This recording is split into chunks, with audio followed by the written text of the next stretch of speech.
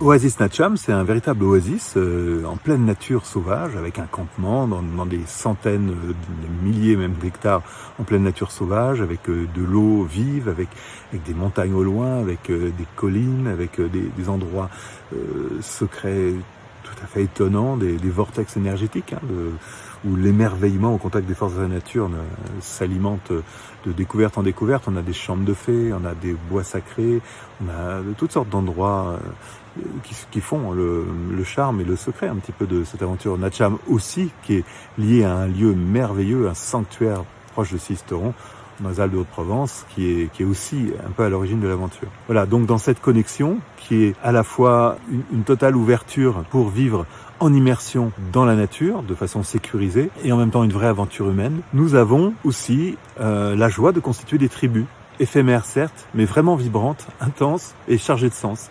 C'est-à-dire que tous les bivouacs permettent à un groupe de personnes de se retrouver. On peut avoir des grands groupes, mais en règle générale, ces dernières années, on est plutôt entre 7 et 12 personnes. Et voilà, et donc ce sont des tribus à chaque fois. Ce sont vraiment des rencontres. Il y a une sorte de synchronicité. Chaque personne est là pour une raison bien particulière. Il n'y a pas de hasard.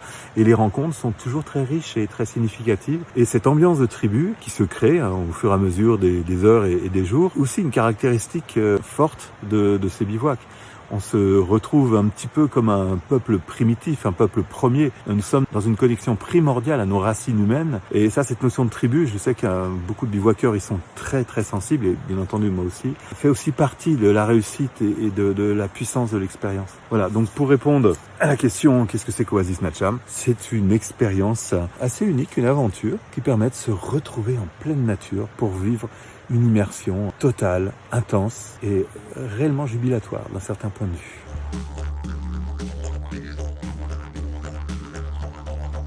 À la base, ma connexion à la nature, c'est une histoire d'amour qui fait appel à une certaine dimension un peu transcendantale. C'est-à-dire dans tout ce que j'ai pu ressentir, vibrer au contact de la nature, il y a clairement une dimension spirituelle, mystique.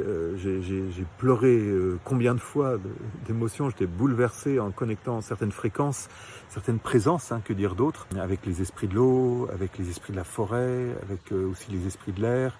Également ce que je ressens dans le feu, avec le soleil. Il y a une dimension transcendantale que j'ai contactée très simplement, si j'ose dire, dans ma vie. C'est vraiment ma signature, mon chemin de vie. J'ai aussi bénéficié d'un enseignement spirituel qui a contribué à me sensibiliser, à me rendre plus réceptif, à affiner certains centres spirituels, mais ça c'est très personnel, mais qui explique quand même que dans ma relation avec la nature, il y a quelque chose de transcendantal, de très intense, très puissant, donc d'ordre chamanique, qui me permet de me sentir connecté à une puissance, une intelligence dans la nature.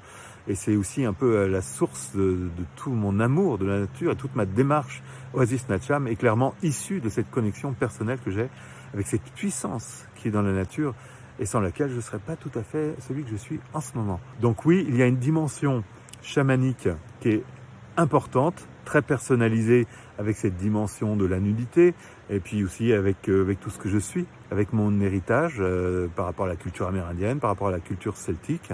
Donc je pense que toute personne qui ressent fortement cette connexion et qui veut le partager avec d'autres a fait sa propre cuisine, fait sa synthèse personnelle. Donc évidemment, la synthèse Natcham est tout à fait originale et n'appartient en fait qu'à moi. C'est Wingalion qui apporte tout ça. Donc en effet, si vous venez, vous serez bénéficiaire d'une approche chamanique qui est la mienne, mais qui se rattache évidemment pour moi au grand rameau du chamanisme universel, même si je ne suis pas personnellement dépositaire d'une tradition particulière. Je travaille sur une forme de chamanisme empirique, intuitif, personnel, étayé aussi par un travail spirituel de plusieurs décennies. C'est mon originalité, c'est ce que je propose, c'est juste la signature Natcham, qui est apparentée donc à la famille du chamanisme, qu'on le veuille ou non, c'est réellement ce qui se passe. Voilà, et puis c'est avant tout une histoire d'amour, tout ça. C'est très personnel que je demande à mes bivouaqueurs. Je leur demande juste d'être ouverts, de vibrer, d'aimer la nature, d'être conscient qu'il y a peut-être une dimension, en effet, une intelligence, des présences à identifier éventuellement par notre ressenti. Mais ça, c'est une fois de plus très personnel. Tout ce que je demande, c'est l'ouverture et de s'abandonner avec joie à tout ce qu'on vit, tout ce qu'on vibre, tout ce qu'on connecte, tout ce qu'on rencontre dans ces explorations, à la fois par tous les endroits que je fais découvrir aux personnes, mais aussi par toutes les fréquences et les vibrations auxquelles j'essaye de faire parvenir les groupes avec tout ce que nous vivons à longueur de journée et de nuit, tous ensemble. Donc oui, voilà une dimension du chamanisme qui est empirique, instinctuelle et totalement rivée, ancrée à ce que personnellement je reçois et ce que je vis dans la nature depuis maintenant de longues décennies.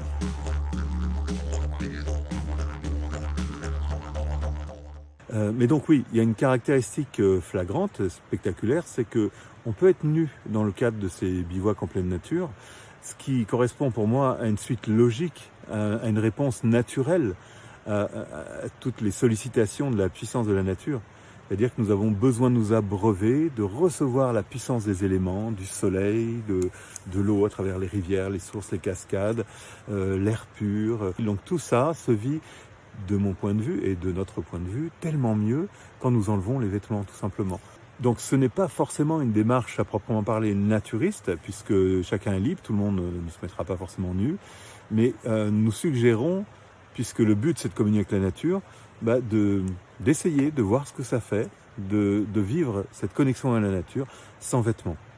Voilà, donc ça c'est une caractéristique tout à fait forte, bien sûr. Nous sommes nus et en France, dans les pays latins, c'est quelque chose qui n'est pas du tout dans les mœurs, contrairement aux pays nordiques, en Finlande ou en Scandinavie ou même en Allemagne, c'est quelque chose de plutôt naturel et bien compris. Donc en France, c'est un peu moins spontané. C'est une question d'éducation, de culture. Voilà, mais peu importe. La question n'est pas là. Et il faudrait surtout pas identifier Natcham juste au fait qu'on soit nu. Je répète, on n'est pas obligé d'être tous nus. Il y a des personnes qui restent habillées avec nous. Et elles font partie de la tribu à part entière. Ça, il n'y a absolument aucun ostracisme. C'est juste que c'est un espace de liberté, en fait. C'est un petit peu ça.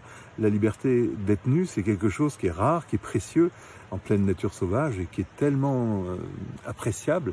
Et c'est le facteur privilégié qui nous permet de vivre cette expérience Natcham intensément, profondément et dans toutes ses composantes. Donc la nudité en fait partie, même si ce n'est pas obligatoire.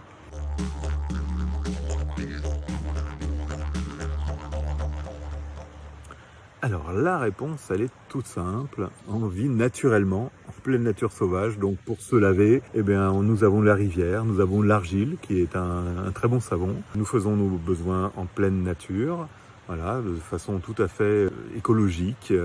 On ne laisse aucune trace.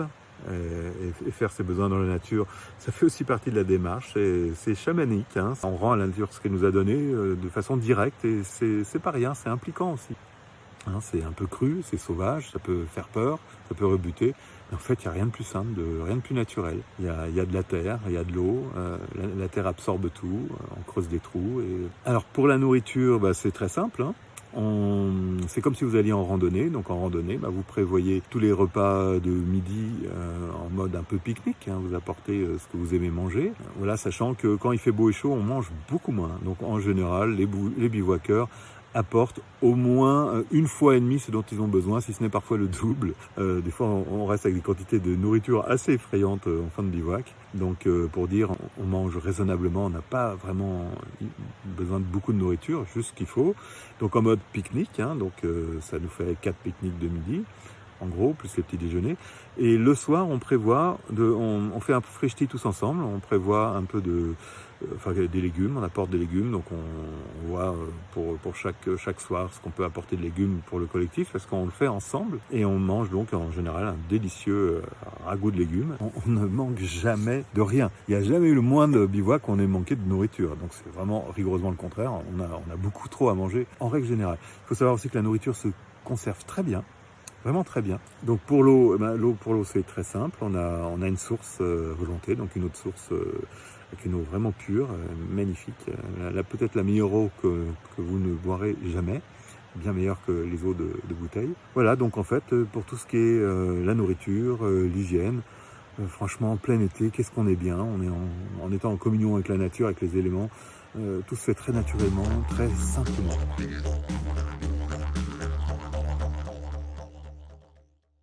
Alors la réponse elle est très simple. Vous apportez votre duvet, c'est vraiment comme une randonnée. Vous apportez un bon duvet. En plus en été, c'est pas obligé de prendre des gros duvets. Des duvets relativement légers font très bien l'affaire. Il fait jamais vraiment froid en été. Et vous apportez un matelas de sol. Donc le mieux c'est les matelas de randonnée gonflables. C'est très pratique, c'est pas très lourd et finalement on dort plutôt bien dessus. Voilà. Et alors donc c'est un campement. Là où nous installons nos affaires.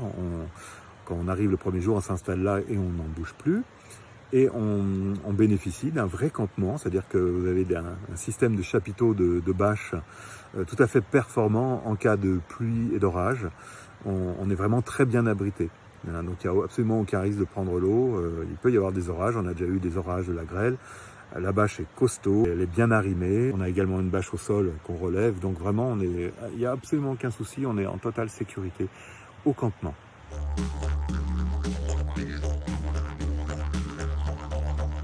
Le premier mot qui vient, c'est émerveillement. Que la quintessence, tout ce qui est en filigrane en fait dans toutes mes activités, c'est le fait que la vie est tellement riche, tellement pleine de mystères, tellement puissamment spirituelle, que tout est là pour nous rappeler que nous ne sommes pas juste de la matière, que la vie ce n'est pas quelque chose d'absurde, et que bien au contraire, il y a quelque chose de tellement profondément ancré à la notion de sens. Nous sommes là pour évoluer, pour apprendre, mais aussi pour profiter pleinement de la vie. Et pour moi, Oasis Natcham, c'est vraiment une façon de profiter pleinement, merveilleusement de la vie, à pleine goulée, à pleine bouchée, voilà, comme les petits enfants qui ont besoin de tout toucher, tout goûter. Nous, dans Oasis Natcham, j'ai l'impression que on réapprend un peu à goûter et à toucher et à savourer le plaisir de vivre, tout en étant conscient que nous sommes des êtres aussi spirituels. Donc faire ce lien entre terre et ciel, ça aussi c'est peut-être quelque chose qui est caractéristique de mes activités, terre et ciel, avec l'émerveillement. Et enfin, je terminerai aussi par la notion de partage qui est très important, puisque dans tout ce qu'on fait, il faut qu'il y ait de l'amour, de la bienveillance, de la joie, du respect, la joie de découvrir des êtres qui nous apportent des richesses aussi, chacun tel qu'il est. Et voilà, donc le partage aussi est très important. Donc émerveillement entre terre et ciel, le partage, voilà des mots qui résument bien tout ce que je vis depuis toutes ces années et tout ce que nous vivons, tout ce que la petite famille Natcham vit depuis tant d'années. Et ça, c'est vraiment une joie profonde, une joie et un honneur aussi.